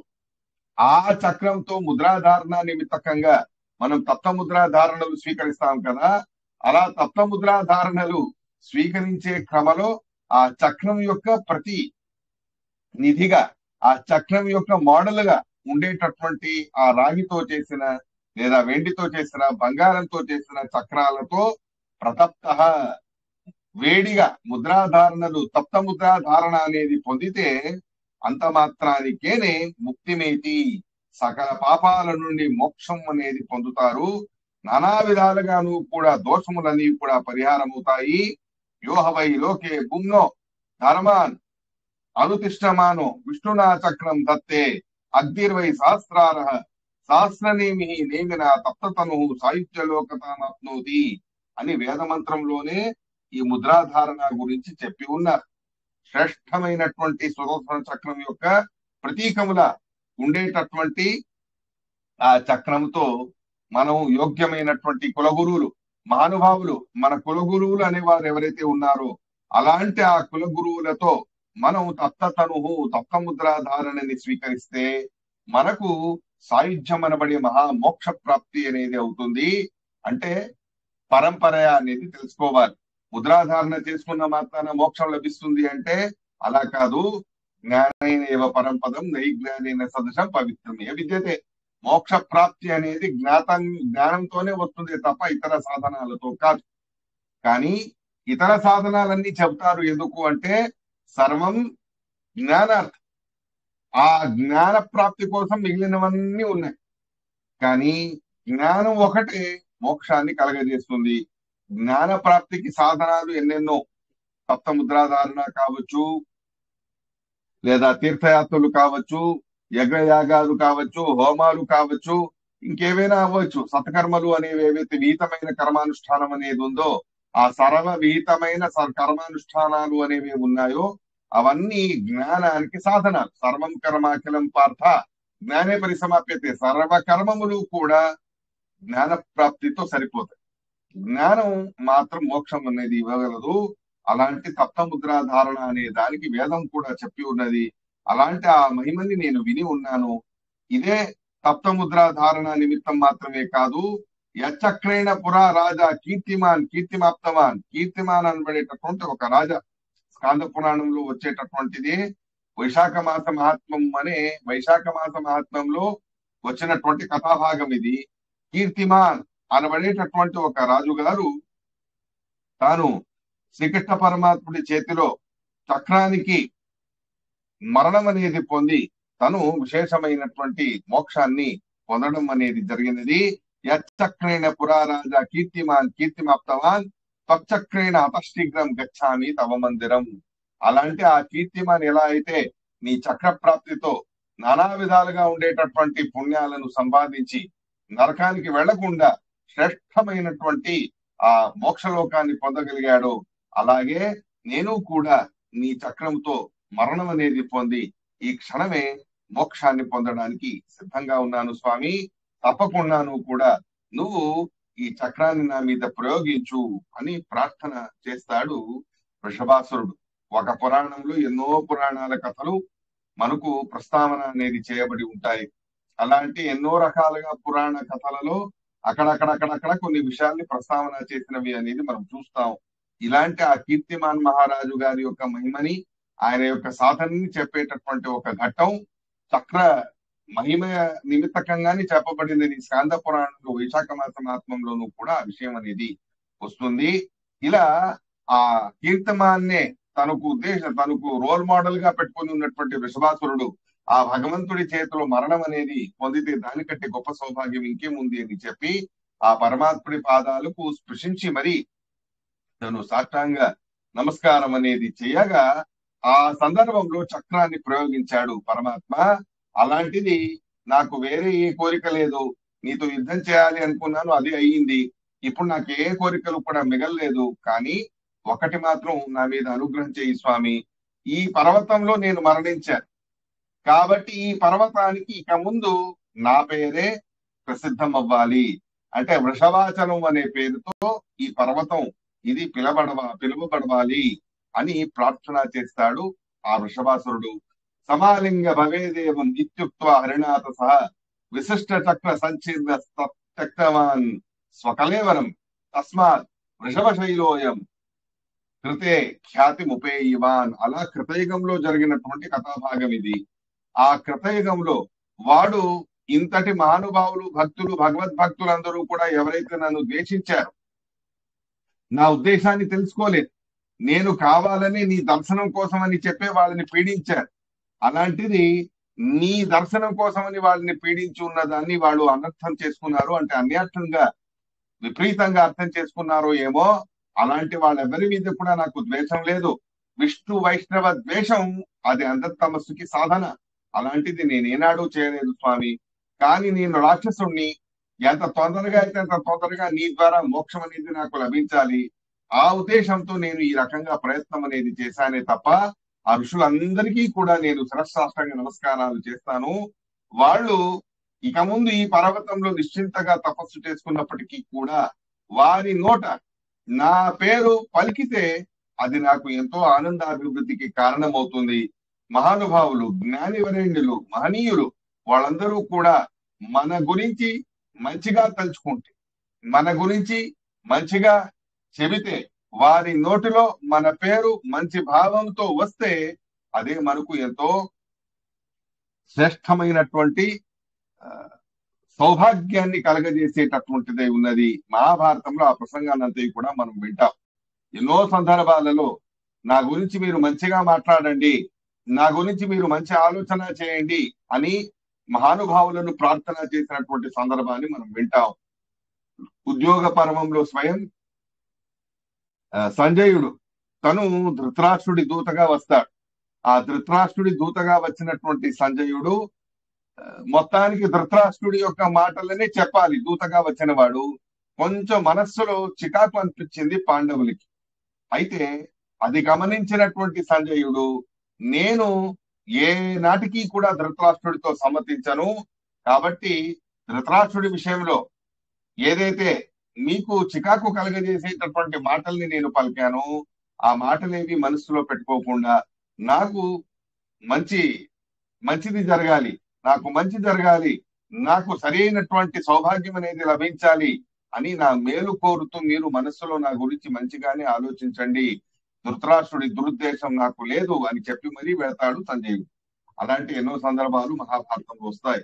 కాబట్టి ఈ అభిప్రాయాన్ని మనసులో పెట్టుకుని ఉన్నటువంటి ఆ ఋషభాసురుడు తను ఇలాంటి జ్ఞానివరణ్యులందరూ కూడా, ఎంతటి మహాభక్తుడు ఆ ఋషభాసురుడు, తన ప్రాణాలు కూడా లెక్క చేయకుండా పరమాత్ముడికి శరచ్ఛేదం చేసి మరీ పుష్పాలుగా సమర్పించాడు. నరసింహస్వామి కటాక్షానికి పాత్రుడయ్యాడు. స్వయం పరమాత్ముడి గుణాలతో, భక్తితో, ఆ పరమాత్ముడి యొక్క భక్తితో తను పరమాత్ముడినే తనతో యుద్ధం చేయడానికి ఒప్పించాడు.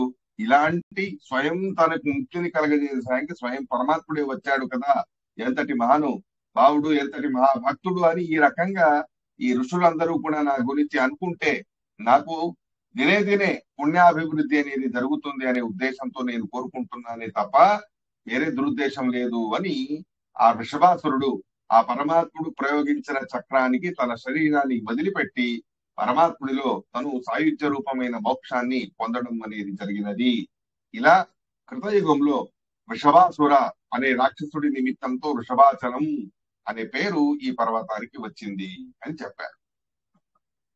అయితే త్రేతాయుగంలో అంజనాచల అనే పేరు వచ్చింది కదా, అలా అంజనాచల అనే పేరు రావడానికి ఏమిటండి కారణం అని అడగగా, పూర్వం కేసరి అనబడేటటువంటి వానర రాజు, ఆయన తన భార్య అంజనాదేవి అని, వాడికి సంతానం అనేది లేదు.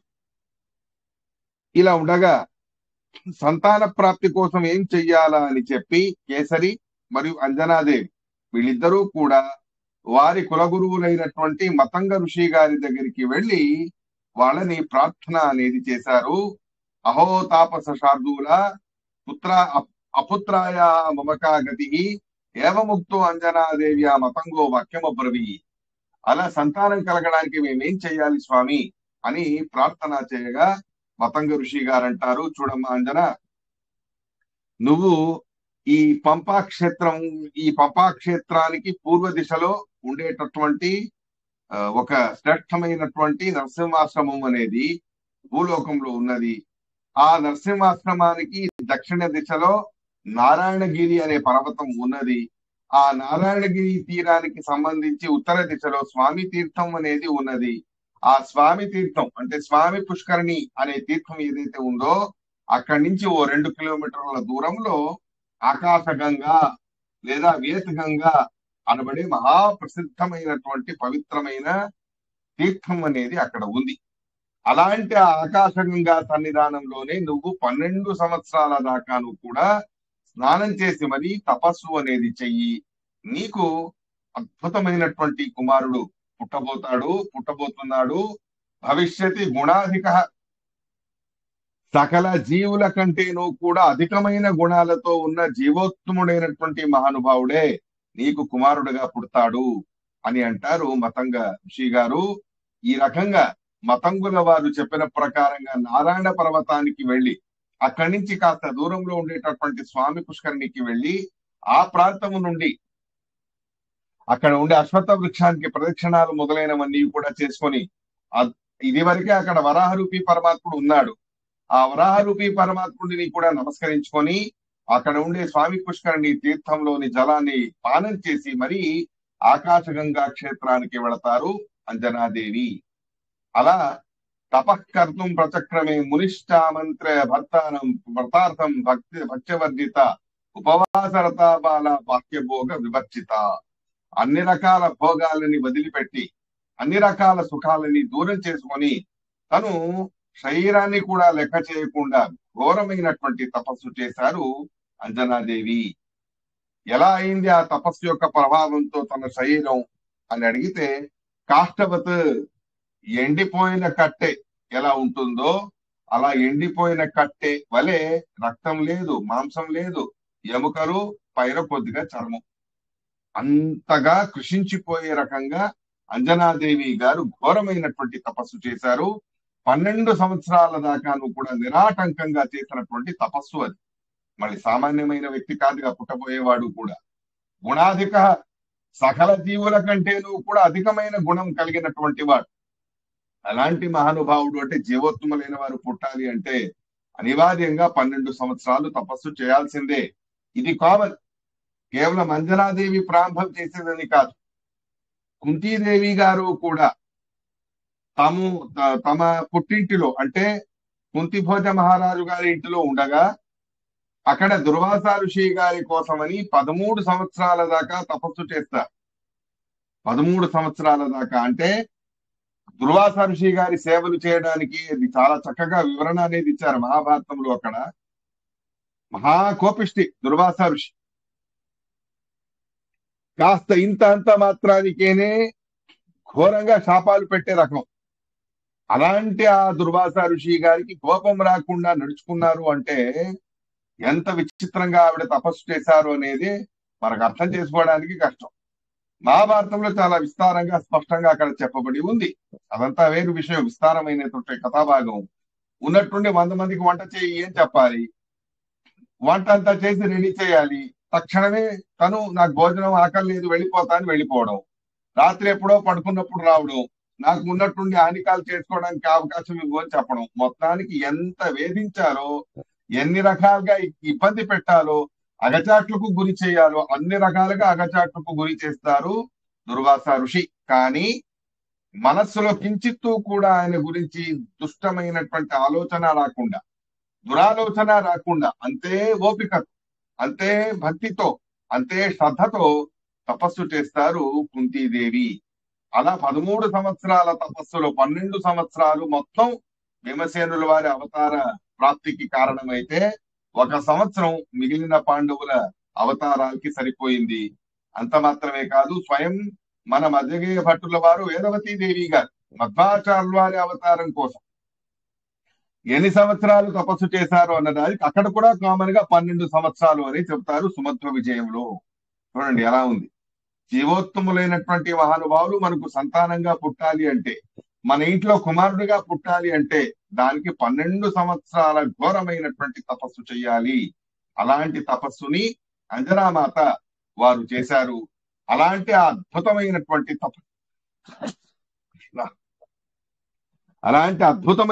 తపస్సు వారు చేయగా పూర్ణే సంవత్సరే జాతే వాయుదేవో మహాబల.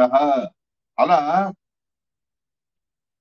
12 సంవత్సరాల ఘోరమైనటువంటి తపస్సు సమాప్తి అయిన తర్వాత వాయుదేవుడే ఒక విశేషమైనటువంటి ఫలాన్ని తీసుకొచ్చి ప్రతి నిత్యం కూడా ఆ ఫలాన్ని తను ఇచ్చేవారు. అంటే 12 సంవత్సరాల తపస్సు, అలాంటి 12 సంవత్సరాల తపస్సులో పూర్ణే సంవత్సరే జాతే 1 సంవత్సరం కంప్లీట్ అయితే ముఖ్య ప్రాణమూర్తి మహాబల వాయుదేవ, ముఖ్య ప్రాణమూర్తి మహాబలిష్ఠుడు అని విశేషణం ఇచ్చారు. అంటే మహాబలిష్ఠుడైన వాడు ముఖ్య ప్రాణమూర్తి అని చెప్పాలి. ఎందుకంటే ముందు శేషాచలం అనే పేరు రావడానికి కారణానికి ఆ ముఖ్య ప్రాణమూర్తి బలమే కారణం అనేది కూడా మనకు చెబుతారు. అలాంటి మహాబలిష్ఠులైన వాళ్ళు అంటే ముఖ్య ప్రాణమూర్తి వాయుదేవుడు. అలాంటి ముఖ్య ప్రాణమూర్తి సంవత్సరానికి ఒక ఫలం ఇవ్వాలి. ఆ ఫలాన్ని తను తినాలి. ఆ ఒక్క ఫలం మీదే మొత్తం సంవత్సరం గడపాలి. చూడండి, 360 రోజుల దాకా ఒకే ఒక ఫలం తిని తపస్సు చేస్తారు అంజనామాత. నీళ్లు లేవు, ఇంకే ఆహారాలు లేవు, ముఖ్య ప్రాణమూర్తి ఇచ్చిన ఒక ఫలాన్ని మాత్రమే తిని మరీ ఘోరమైనటువంటి తపస్సు ఆవిడ చేస్తారు. ప్రతి సంవత్సరానికి ఒక రోజు రావడం, ఫలాన్ని ఇవ్వడం. అలా ఉండగా 12 సంవత్సరాలు సమాప్తి అయ్యే సమయానికి ఆ ముఖ్య ప్రాణమూర్తి తన తేజస్సునే విశేషంగా ఆ ఫలంలో ప్రతిష్టాపన అనేది చేసి ఆ ఫలాన్ని అంజనామాతకి తను ఇవ్వడం అనేది జరిగింది. బాగా ఆకలిగా ఉన్నారు కదా, 12 సంవత్సరాల దాకా 12 ఫలాలే. ఎలా ఉందో చూడండి. మనం ఆషాఢ మాసంలో ఫలాలు తినకండి అయ్యా అని అంటే విలువెల్లాడిపోతాం. అలా ఎలా అండి అంటాం. ఏమిటి కష్టం అని అనుకుంటాం. ఒక్క ఫలం కూడా ఆషాఢ మాసంలో శాకవ్రతంలో రాదు. అలాంటిది ఒక్క ఫలం ఒక సంవత్సరానికి తింటూ 12 సంవత్సరాల దాకా నువ్వు కూడా 12 ఫలాలతో జీవనాన్ని గడిపినటువంటి మహానుభావురాలు ఆ అంజనామాత. అలా ఆవిడ ఆ 12వ సంవత్సరంలోనూ కూడా ఇచ్చిన ఫలాన్ని అలాగే తను తినేశారు. తినడమే ఆలస్యం, తక్షణమే గర్భధారణ అనేది అయ్యింది ఆవిడికి. ఆ ముఖ్య ప్రాణమూర్తి ఒక తేజో అంశంతో, ఒక అంశతో ఆ ఫలంలో ప్రవేశించి ఆ ఫలము ద్వారా ఆవిడ ఉదరంలో తను ప్రవేశించడం అనేది జరిగింది. అలా 10 నెలల కాలం గడిచింది. 10 నెలల కాలం గడిచిన వెంటనే ప్రసవించారు అంజనామాత. అలా ఉత్పన్నమైనటువంటి మహానుభావులే హనుమంత అనే పేరుతో ఆ ముఖ్య ప్రాణమూర్తిని మనం అందరము కూడా చెప్పుకుంటాం. కేవలం మనం పెట్టినటువంటి పేరు, మనం చెప్పుకునే పేరు అని కాదు. హనుమంతం అముం ప్రాహు మునయో వీత కల్మషాహ అంజనావ్రతమాస్థాయ పుత్రం ప్రాప్త గిరీశ్వరే. అలాంటి ఆ వియద్గంగ, ఆకాశ గంగలో తపస్సు చేస్తున్న అంజనామాతకి ఇలా ఒక అద్భుతమైన జీవోత్తముడైనటువంటి కుమారుడు తను సంతానంగా కలిగారు. అలా కలగడంతోనే దివ్యమైనటువంటి తేజోవంతులైన మహానుభావుల్ని చూసి అనుశబ్దో జ్ఞానవాచి అని బృహదారణ్యక ఉపనిషత్ భాష్యంలో మధ్వాచార్యుల వారు అనుశబ్దానికి అర్థం చెప్పి ఉన్నారు. అలా అద్భుతమైనటువంటి జ్ఞానానికి ఈయన ఆశ్రయం. మహాజ్ఞానులు, సర్వజ్ఞ శిఖామణి అనే అర్థాన్ని హనుమాన్ శబ్దం మనకు చెబుతుంది. మన మధ్వాచార్యుల వారిని సర్వజ్ఞులు అని కూడా మనం పిలుచుకుంటాం. హనుమాన తీర్థాన్ని కూడా పిలుస్తారు, ఆనంద తీర్థాన్ని కూడా పిలుస్తారు, మధ్వాచార్య అని కూడా పిలుస్తారు. మధ్వాచార్య అనే పేరులో మధ్వ శబ్దం ఏది ఉంది కదా, అది బళితా సూక్తంలో చెప్పబడినటువంటి శబ్దం. అది వేదోక్తమైన వేదంలో చెప్పినటువంటి, స్పష్టంగా చెప్పినటువంటి పేరు మధ్వాచార్య అనే పేరు. అలాగే ఆ ముఖ్య ప్రాణమూర్తి మొదటి అవతారమైన ఆంజనేయ స్వామి విషయంలోనూ కూడా స్వయం వేదాలలోని ఉపనిషత్తు ప్రసంగంలో వ్యాఖ్యానం చేసే సందర్భంలో వేదాలలోనే ఆ హను అనే శబ్దానికి మహాజ్ఞానం, సర్వజ్ఞులు అనే అర్థాన్ని చెబుతుంది. అలాంటి సర్వజ్ఞ శిఖామణి అయినటువంటి మహానుభావులైన ముఖ్య ప్రాణమూర్తియే ఆవిడికి కుమారుడుగా పుట్టారు. యద్యపి ముఖ్య ప్రాణమూర్తికి గర్భావాసం అనేది లేదు. అలాంటిది 10 నెలల దాకా 10 నెలలు నిండిన తర్వాత ఆ 10 నెలల కాలం గర్భంలోని ముఖ్య ప్రాణమూర్తి ఉన్నారా అంటే లేదు.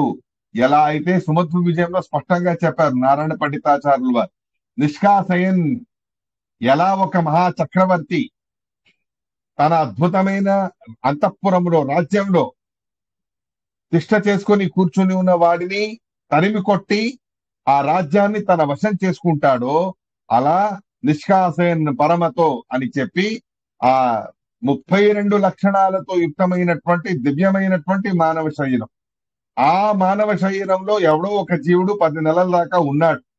కానీ ఆ 10 నెలల కాలంలో ఉన్నటువంటి ఆ జీవుడిని ప్రసవించిన వెంటనే శిశువు భూస్పర్శ చేసే లోపే ఆ లోపల ఉండే జీవుడిని నిష్కాసన చేయడంతో పాటు తను లోపల ప్రవేశించారు ముఖ్య ప్రాణమూర్తి అనే మాట సుమద్విజయంలో నారాయణ పండితాచార్యుల వారు చెబుతారు. అలాగే స్వయం సర్వజ్ఞ శిఖామణి అయిన మధ్వాచార్యుల వారు ఎలా అవతరించారో అలాగే ఆంజనేయ స్వామి కూడా ఇదే క్రమంలో గర్భావాసం అనేది వారికి లేదు. భీమసేనుల వారికి గర్భావాసం అనేది లేదు. భీమసేనుల వారి అయితే సత్యశిశువే, ముఖ్య ప్రాణమూర్తి స్పృశించిన మాత్రాన అక్కడ ఉత్పన్నమైపోయారు, అక్కడ కూడా గర్భావాసం లేదు అని చెప్పారు. అలాంటిది ఆంజనేయ స్వామి విషయంలోనూ కూడా గర్భావాసం అనేది లేదు అనే మాటని మనం ఇక్కడ తెలుసుకోవచ్చు. అతసా దశమాసాంతే శుశువే పుత్రముత్తమం హనుమంతం అముం ప్రాహు మునయో వీత కల్మషాః అంజనా వ్రతమాస్థాయ పుత్రం ప్రాప గిరీశ్వరే తస్మాత్ అంజన శైలోయం లోకే విఖ్యాత కీర్తిమాన్. ఇలాంటి ఈ అద్భుతమైన అంజనాదేవి తపస్సు యొక్క స్థానము కూడా ఈ పర్వతమై ఉన్నది.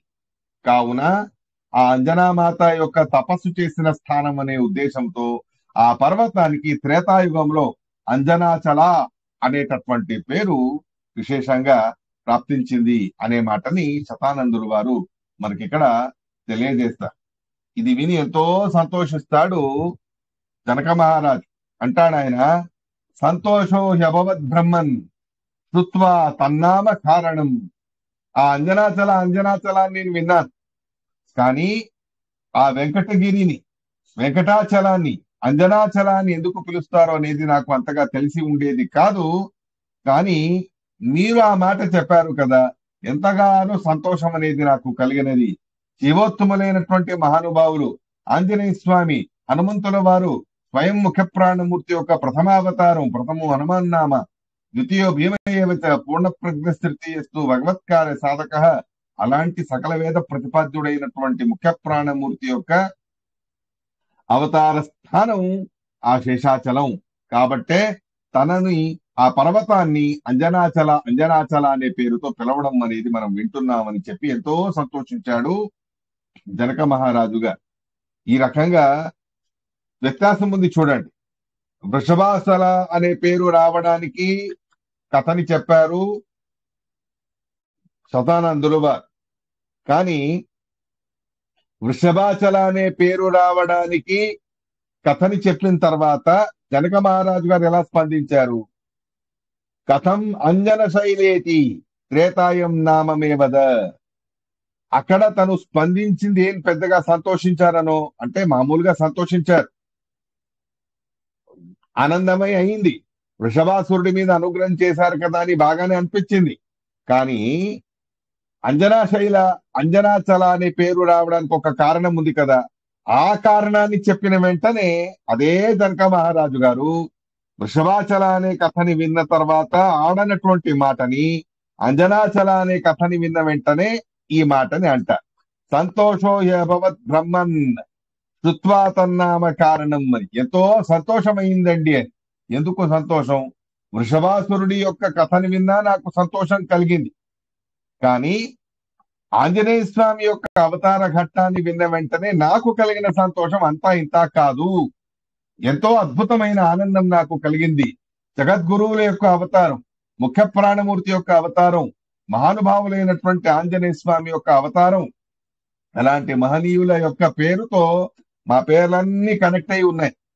ఆంజనేయ స్వామి అని అంటే వెంటనే రామచంద్రుడు గుర్తుకొస్తాడు. రామచంద్రుడు అంటే సీతామ్మవారు గుర్తుకొస్తారు. సీతామ్మవారు అన్న వెంటనే జనక మహారాజు గారు గుర్తుకొస్తారు. జానకి అంటారుగా, అలా జానకి జానిం అతి అనిశం అనే మాటని మనకు పురాణాల్లో కూడా చెప్పి ఉన్నారు. జానకి అన్న వెంటనే జనక మహారాజు గారు విదయ దేశాధిపతి తీరధ్వజ మహారాజు గారి పేరు కూడా మనకు గుర్తుకొస్తుంది. అలా ఆంజనేయ స్వామి పేరు చెప్పిన వెంటనే గుర్తుకొచ్చేటటువంటి వాళ్లే వీళ్ళందరూ కూడా. రామచంద్రుడు, సీతామ్మవారు మొదలైన వాళ్ళు, లక్ష్మణుడు మొదలైనటువంటి వాళ్ళు. అలాంటి వాళ్ళతో పాటు జనక మహారాజు గారిని కూడా గుర్తు చేసుకునేటటువంటి సౌభాగ్యం ఆ జనక మహారాజు గారికి లభించింది. కాబట్టి ఒక రకమైన సంతోషం. అలా కాకుండా సంతోషం అంటే చాలా సంతోషం కలిగింది అని చెప్పడానికి కారణం జీవోత్తములైనటువంటి జగద్గురువుల యొక్క కథని వినడం వలన నాకు ఎంతో సంతోషం కలిగింది అని సుమద్విజయంలోనూ కూడా ఈ మాట చెప్తారు. గమనాగమన సంకథాది లీల అనేటటువంటి మాటని చెబుతూ, మధ్వాచార్యుల వారు వచ్చారు, కూర్చున్నారు, వెళ్లారు, ఇలా అన్నారు, అలా మాట్లాడారు, ఇలా చేశారు అని ఇంత మాత్రాన స్మరించుకున్నాను కూడా మనకు అది మోక్ష దాతృగా సాధనకు ఉపయోగం అవుతుంది అనే మాటని కూడా సుమద్విజయంలో మనకు చెప్పి ఉన్నారు. అలా వృషభాచల అనే పేరు వచ్చిన సందర్భంలో చెప్పనటువంటి ఈ సంతోష భావాన్ని ఇక్కడ జనక మహారాజు గారు ప్రస్తావన అనేది చేస్తున్నారంటే అక్కడే వ్యత్యాసం అనేది ఉంది. వృషభాసురుడి కథని వింటే మహాపుణ్యం, అది భగవంతుడి కథయే. కానీ వృషభాసురుడి కథతో పాటు ఆంజనేయ స్వామి కథని విన్నామంటే ఇంకా అధికమైనటువంటి పుణ్యం. జీవోత్తముల కథని వింటున్నామని చెప్పి ఇంకా అధికంగా మనకు పుణ్యప్రాప్తి అనేది కలుగుతుంది. మద్వాక్యం మంత్రసిద్ధం అనే మాటని వాయుస్థుతులు కూడా చెప్తారు కదా. అలా మధ్వాచార్యుల వారి యొక్క అవతార ఘట్టం సుమద్విజంలో చెప్పారు. అదే మధ్వాచార్యుల వారి యొక్క పూర్వావతారమే మన ఆంజనేయ స్వామి. అలాంటి ఆంజనేయ స్వామిని, ఆయన అవతార ఘట్టాన్ని విని ఎంతగానో సంతోషించిన జనక మహారాజు గారు శేషాచల అనే పేరు వచ్చింది కదా ద్వాపర యుగంలో. అలాంటి ఆ ద్వాపర యుగంలో ఈ శేషాచల అనే పేరు రావడానికి ఏమిటి కారణం? శేషదేవుడి పేరుతో ఎందుకు ఈ పర్వతం అనేది ప్రసిద్ధి అయింది? ఆ విషయాన్ని కూడా నాకు తెలియజేయండి అని అడుగుతాడు జనక మహారాజు. దానికి శతానందుల వారు ద్వాపర యుగానికి సంబంధించి ఈ పర్వతానికి శేషాచల అనే పేరుతో పిలవడం అనేది జరుగుతుంది. దానికి ఒక అద్భుతమైనటువంటి ఘట్టం, వాయుదేవుడి జీవోత్తమత్వాన్ని, ముఖ్య ప్రాణమూర్తి యొక్క జీవోత్తమత్వాన్ని తెలియజేసేటటువంటి అద్భుతమైన కథాభాగం అనేది ఉంది.